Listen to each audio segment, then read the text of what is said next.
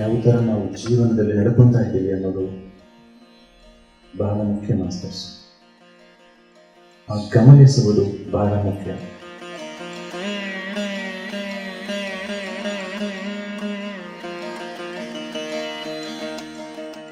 ಜೀವನದ ಉದ್ದೇಶವನ್ನು ನಾವು ತಿಳಿದುಕೊಳ್ಳುವುದು ಬಹಳ ಮುಖ್ಯ.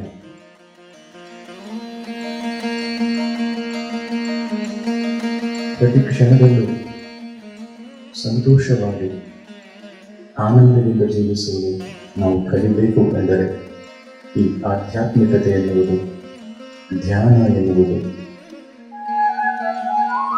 ಸ್ವಾಧ್ಯಾಯ, ಸಜ್ಜನ ಸಾಂಗತ್ಯ ಬಹಳ ಮುಖ್ಯ. ಈ ಧ್ಯಾನ, ಸ್ವಾಧ್ಯಾಯ, ಸಜ್ಜನ ಸಾಂಗತ್ಯಗಳನ್ನು ಶಂಕರಾಚಾರ್ಯರು ತ್ರಿರತ್ನಗಳು ಎಂದು ಕರೆದಿದ್ದಾರೆ. ವಿಶೇಷವಾದಂತಹ 3 ರತ್ನಗಳು ಧ್ಯಾನ, ಸ್ವಾಧ್ಯಾಯ ಮತ್ತು ಸಜ್ಜನ ಸಾಂಗತ್ಯ. ನಮ್ಮ ಜೀವನ ವಿಧಾನ ಯಾವ ಥರ ನಡ್ಕೊತಾ ಇದ್ದೀವಿ, ಯಾವ ಥರ ಯೋಚನೆ ಮಾಡ್ತಾ ಇದ್ದೀವಿ, ಯಾವ ಥರ ಮಾತಾಡ್ತಾ ಇದ್ದೀವಿ, ಎಂತಹ ಕರ್ಮಗಳನ್ನು ನಾವು ಮಾಡ್ತಾ ಇದ್ದೀವಿ, ಇವೆಲ್ಲ ಗಮನಿಸಿ.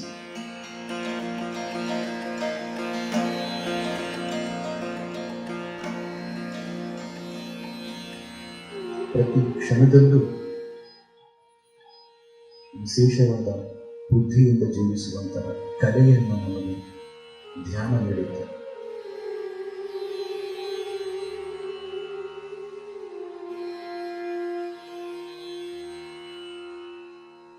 ಅದಕ್ಕೆ ಪ್ರತಿದಿನ ಧ್ಯಾನ ಕಂಪಲ್ಸರಿ. ಒಂದು ದಿನ ಊಟ ಮಾಡಿಲ್ಲ ಅಂದರೆ ಪರವಾಗಿಲ್ಲ, ಬಟ್ ಧ್ಯಾನ ಎನ್ನುವುದು ಕಂಪಲ್ಸರಿ.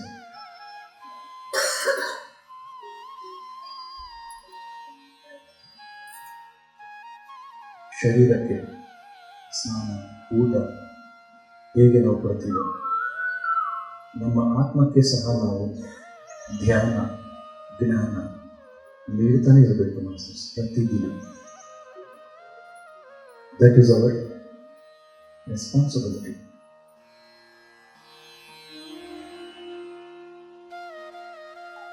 ದಯವಿಟ್ಟು ಯಾರು ಕಣ್ತೆಗೆಬೇಡಿ, ಕೇವಲ ಉಸಿರನ್ನು ಗಮನಿಸ್ತಾ ಕೂಡಿ.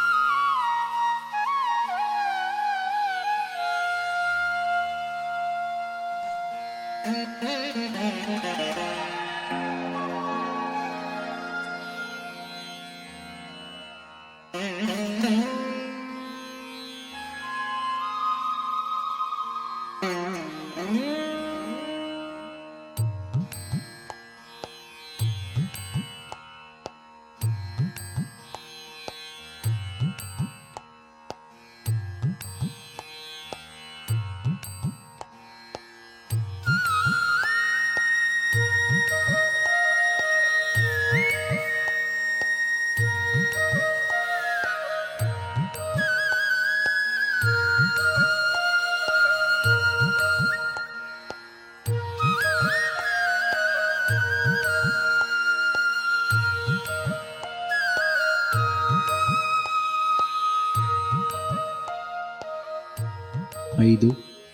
4 3 2 1 0. ನಿಧಾನವಾಗಿ ಎಲ್ಲರೂ ನಿಮ್ಮ ಕೈಗಳನ್ನು ಕಣ್ಣಿನ ಮೇಲೆ ಇಟ್ಕೊಳ್ಳಿ. Place your hands on your on your eyes just for 5 seconds. ನಿಧಾನವಾಗಿ ನಿಮ್ಮ ಕೈಗಳನ್ನು ತೆಗೆಯುತ್ತಾ ಕಣ್ಣನ್ನು ಓಪನ್ ಮಾಡಿ. ಸೊ ಅತ್ಯದ್ಭುತವಾದಂತಹ ಧ್ಯಾನ 2 ಗಂಟೆ ನಿರಂತರವಾಗಿ ನಾವು ಮಾಡಿದ್ದೀವಿ. ಈ ಧ್ಯಾನಕ್ಕೆ ಜೋರಾಗಿ ಚಪ್ಪಾಳೆ. ಬೆಳಗ್ಗೆಯಿಂದ ರಾತ್ರಿ ಮಲಗೋವರೆಗೂ ಆ ಸಮಯ ಎಷ್ಟು ವೇಸ್ಟ್ ಮಾಡಿದ್ದೀವಿ ಅನ್ನೋದನ್ನು ಗಮನಿಸಿದಾಗ ನಮಗೆ ಬೇಕಾದಷ್ಟು ಸಮಯ ಅನ್ನೋದು ಸಿಗ್ತಾ ಇರುತ್ತೆ.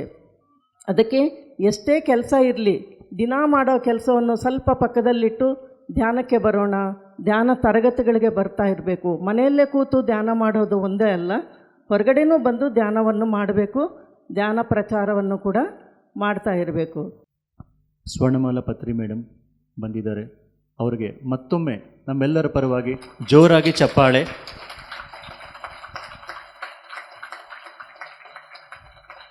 ಮೇಡಮ್ ರಿಯಲಿ ಇಲ್ಲಿ ಬಂದಿರೋದು ಅತ್ಯಂತ ಸುದಿನ ಅಂತ ಹೇಳ್ಬೋದು. ಯಾಕಂದರೆ ಬೇಕಿತ್ತು ಇಲ್ಲಿ ಅವರ ಒಂದು ಎನರ್ಜೀಸ್, ಅವರ ಒಂದು ಪ್ರೆಸೆನ್ಸ್ ಬೇಕಿತ್ತು. ಯಾಕೋ ಅವರು ಬರ್ತಾರೆ ಅಂತ ನಾವು ಕೇಳಿದ ತಕ್ಷಣ ತುಂಬ ಅನ್ನಿಸ್ತು. I felt very happy. ಗೊತ್ತಿಲ್ಲ ಯಾಕೆ ಅಂತೇಳಿ. ಬಟ್ ಮೇಡಮ್ ಅವರ ಒಂದು ಸಂದೇಶ ಅವರಿಂದ ಕೇಳೋಣ.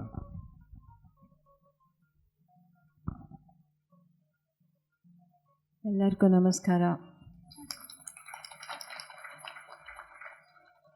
ನನಗೆ ಕನ್ನಡ ಬರಲ್ಲ, ಸ್ವಲ್ಪ చాలా బాగుంది ఇక్కడ, చాలా హ్యాపీగా ఉంది. వైబ్రేషన్స్ కానీ ఏది కానీ చాలా ఆనందం అనిపిస్తుంది చూస్తే. నాకు ఫస్ట్ నుంచి నేచర్ అంటే చాలా ఇష్టము. కనుక ఈ నేచర్ని చూస్తుంటే మర్చిపోతున్నాను నన్ను నేనే.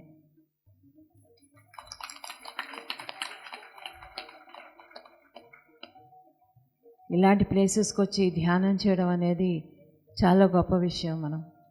ఎందుకంటే వాళ్ళు ఎన్నో సంవత్సరాలు ధ్యానం ముద్రలో ఉండి ధ్యానం చేసి ఎంతో యోగ సాధన చేసి మనకు అందించిన ఆ జ్ఞానాన్ని కానీ ఆ శక్తిని కానీ మనం తీసుకోవడం చాలా అద్భుతమైన స్థలమని మనం చెప్పుకోవచ్చు. ఎక్కడ గురువుల సమాధులు ఉంటాయో అక్కడంతా కూడా మనం ముఖ్యంగా ఇంకేమీ ఆలోచించకలే, ఏమీ చేయకలే, కేవలం ధ్యానం చేస్తే చాలు, అంతే, ఇంకేం అక్కర్లేదు మనకి. ఆ ధ్యానం వల్ల మనం సంపాదించే ఆత్మశక్తి అది తీసుకొని మనం ఇంటికి వెళ్ళాలి. ఎప్పుడు కూడా గురువుల సమాధి దగ్గర నాకు అలవాటు అది ధ్యానం చేయడం. ఎక్కడైనా సరే గురువుల సమాధి చూడంగానే కూర్చుండిపోతాను, ధ్యానం చేస్తాను, చాలాసేపు చేస్తాను. ಓಂ ಶ್ರೀ ಗುರು ಬಸವಲಿಂಗಾಯ ನಮಃ. ಪ್ರಾತಸ್ಮರಣೀಯ ಬಸವಾದಿ ಪ್ರಮಥರನ್ನು ಸ್ಮರಣೆ ಮಾಡಿ ಓಂಕಾರ ಶಿವಯೋಗಿಗಳನ್ನು, ಅಟವಿ ಶಿವಯೋಗಿಗಳನ್ನು ಮೊದಲು ಮಾಡಿಕೊಂಡು ಎಲ್ಲ ಪರಮ ಪೂಜ್ಯ ಶಿವಯೋಗ ಸಮಾಧಿಸ್ಥರಾದ ಪರಮ ಪೂಜ್ಯ ಗುರುಗಳ ಗದ್ದುಗೆಗೆ ಶಿರಸಾಷ್ಟಾಂಗ ಪ್ರಣಾಮಗಳನ್ನು ಸಲ್ಲಿಸಿ ಈ ಒಂದು ಧ್ಯಾನ ಕಾರ್ಯಕ್ರಮದ ದಿವ್ಯ ಸಾನ್ನಿಧ್ಯವನ್ನು ವಹಿಸಿರುವಂತಹ ಪರಮ ಪೂಜ್ಯ ಗುರುಗಳ ಶ್ರೀಚರಣಗಳಿಗೆ ಭಕ್ತಿಪೂರ್ವಕ ಪ್ರಣಾಮಗಳನ್ನು ಸಲ್ಲಿಸಿ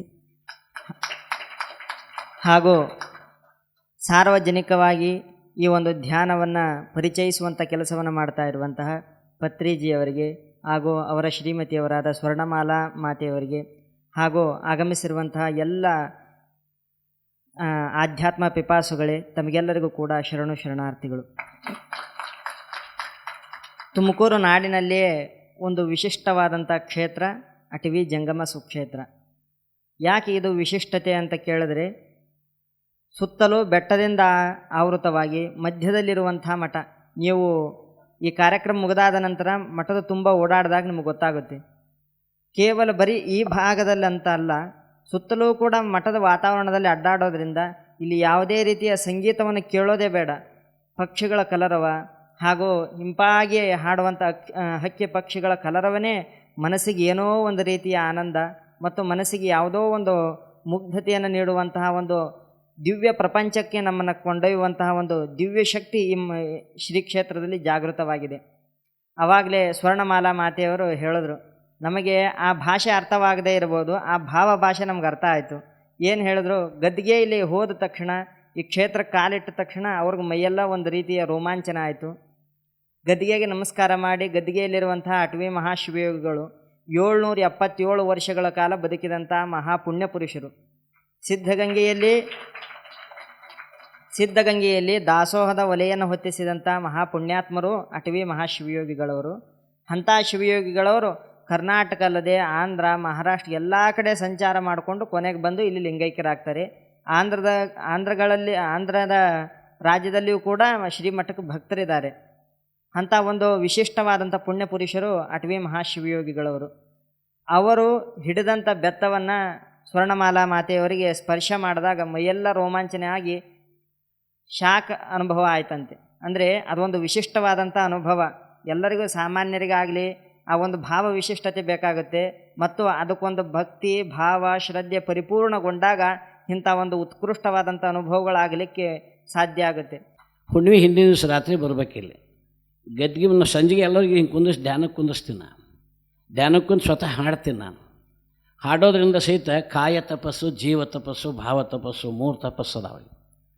ನಾವು ತಪಸ್ಸು ಮಾಡಬೇಕಿಲ್ಲ, ತಪಸ್ಸನ್ನು ಹುಡ್ಕೋದು. ಒಳಗಿರೋ ಆತ್ಮ ಕಳವಾಗೈತಿ, ನಮ್ಮ ಆತ್ಮ ಕಳವಾಗೈತಿ. ಅವ್ರು 8 ಮಂದಿ ಕಾಡ್ರು ಕೂಡಿ ಹೊರಗೆ ಬಿಡ್ತಾ ಇಲ್ಲ. ಯಾರು? ಆತ್ಮನಿಗೆ 8 ಮಂದಿ ಕಾಡ್ರು ಬಂದರೆ ಕಾಡನ ಮಕ್ಕಳು, ಅದನ್ನು ಹೊರಗೆ ಬಿಡ್ತಾ ಇಲ್ಲ. ಆ ಆತ್ಮನನ್ನು ಹೊರಗೆ ಹಾಕಬೇಕಾದ್ರೆ ನಾವು ತಪಸ್ಸು ಮಾಡಬೇಕಾಗಿ. ಮಾಡಲಿಲ್ಲವೇ ತಪವ ಕೂಡಿಸು ಗುಣದೊಡನೆ ತಿಳಿದು ನೋಡಿ ತ್ರಿವಿಧ ಕರಣದಲ್ಲಿ. ಮಾಡಲಿಲ್ಲವೇ ತಪವ ಗುರು ಭಜನೆ ಸುಕರ್ಮ ವೃತ್ತಿ ಹರನ ಪೂಜೆ ಶರಣ ಸೇವೆ ಪರಮ ಸಾತ್ವಿಕಂಗಳಿನಿತು ನೆರೆದು ನೆಲಸಿ ತನುವಿನಲ್ಲಿ. ಮಾಡಲಿಲ್ಲವೇ ತಪವ. ಈ ಕಾಡರನ್ನ ಹೊರಗೆ ಹಾಕ್ಬೇಕಾದ್ರೆ ತಪಸ್ಸು ಮಾಡ್ಬೇಕು ನಾವು. ಈಗೇನು ಧ್ಯಾನಕ್ಕೆ ಕುಂತ್ಕೊಂಡಲ್ಲ, ದೇಹದ ಮೇಲಿನ ಮೋಹ ಕಳೆದು ವಾಸನಾ ಶಕ್ತಿಯಾಗಿ ಧ್ಯಾನಕ್ಕೆ ಕೂತ್ಕೊಂಡಾಗ ಒಳಗಿದ್ದ ಕಾಡ್ರು ಒಬ್ಬೊಬ್ಬರು ದಾರಿ ಬಿಟ್ಟು ಹೋಗ್ತಾರೆ.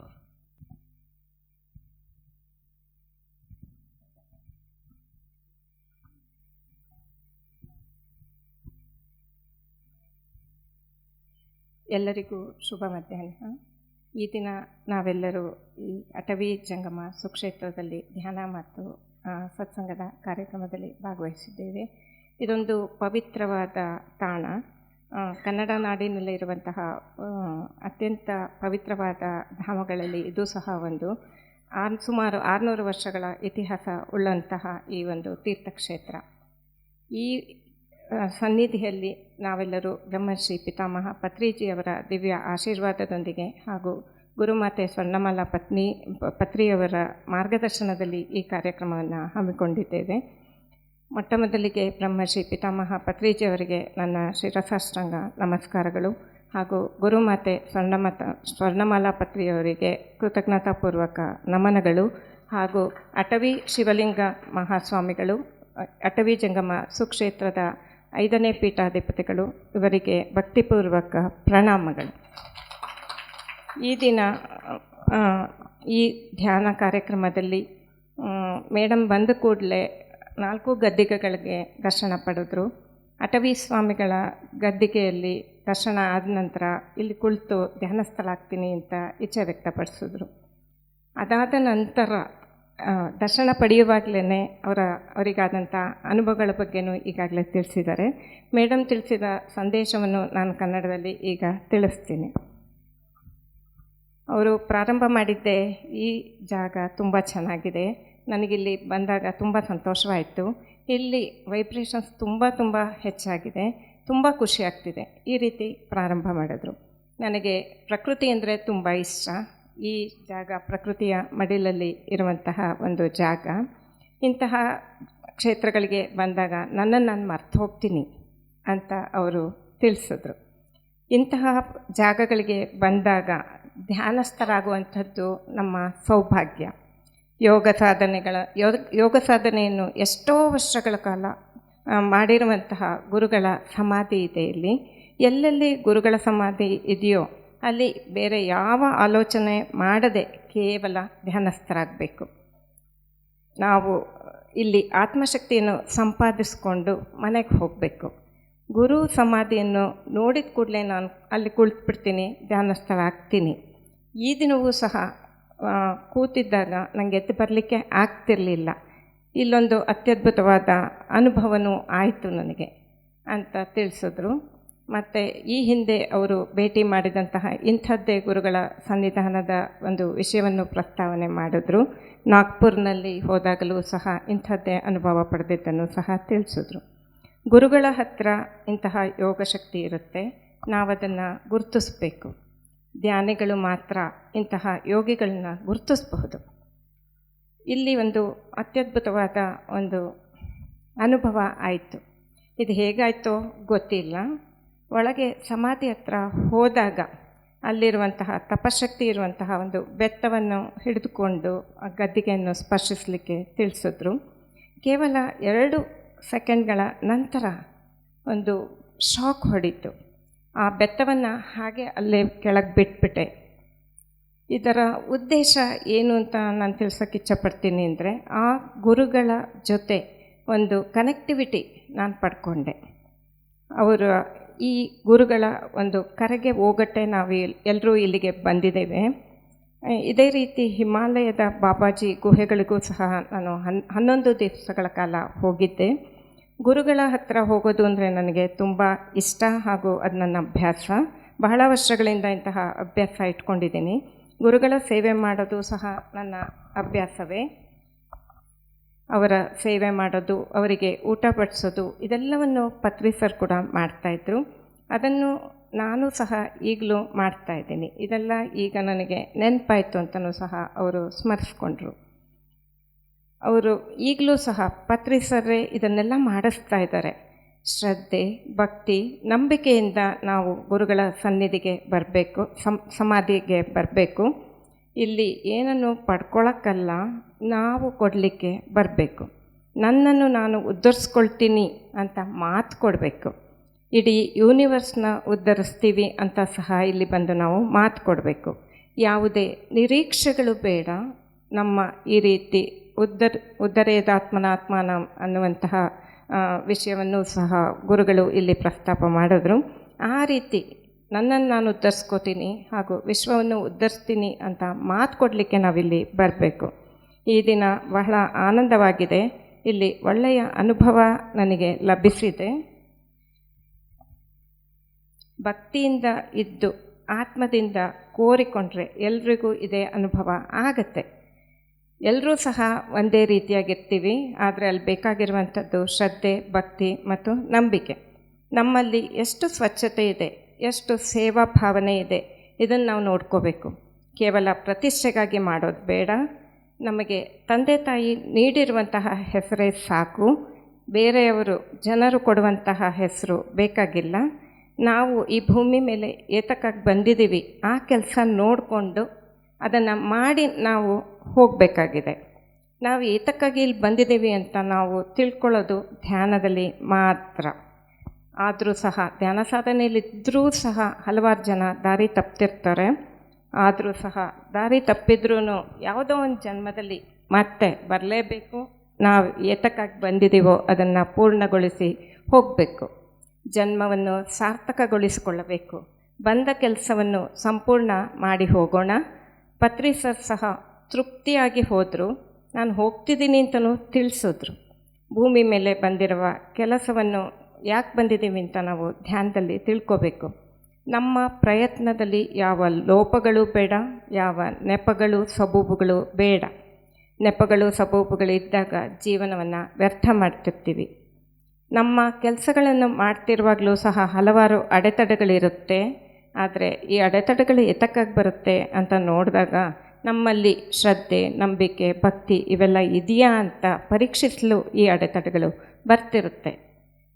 ಇಂತಹ ಒಂದು ಅತ್ಯದ್ಭುತವಾದ ಸಂದೇಶವನ್ನು, ದಿವ್ಯ ಸಂದೇಶವನ್ನು ನೀಡಿದ ಗುರುಮಾತೆ ಸ್ವರ್ಣಮಾಲಾ ಪತ್ರಿ ಮೇಡಮ್ ಅವರಿಗೆ ನನ್ನ ಶಿರಸಾಷ್ಟಾಂಗ ನಮಸ್ಕಾರ. ಶ್ರೀ ಹರಿವಲ್ಲಭೇ ಶ್ರೀ ಹರಿವಲ್ಲಭೇ ಮಾಂ ಪಾಹಿ ಶ್ರೀ ಹರಿವಲ್ಲಭೇ ಮಾಂ ಪಾಹಿ ಶ್ರೀತಭಕ್ತ ಸುಲಭೇ ಸುವರ್ಣಾಭೇ ಶ್ರೀ ಹರಿವಲ್ಲಭೇ.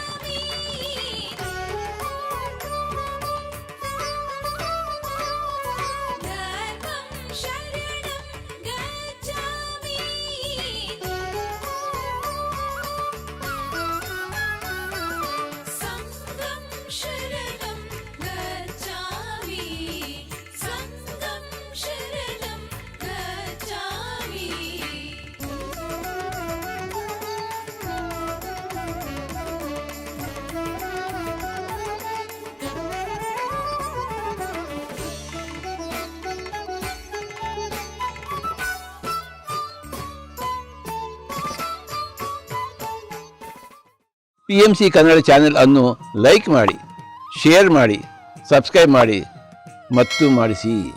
ಎಲ್ಲರಿಗೂ ಧನ್ಯವಾದಗಳು.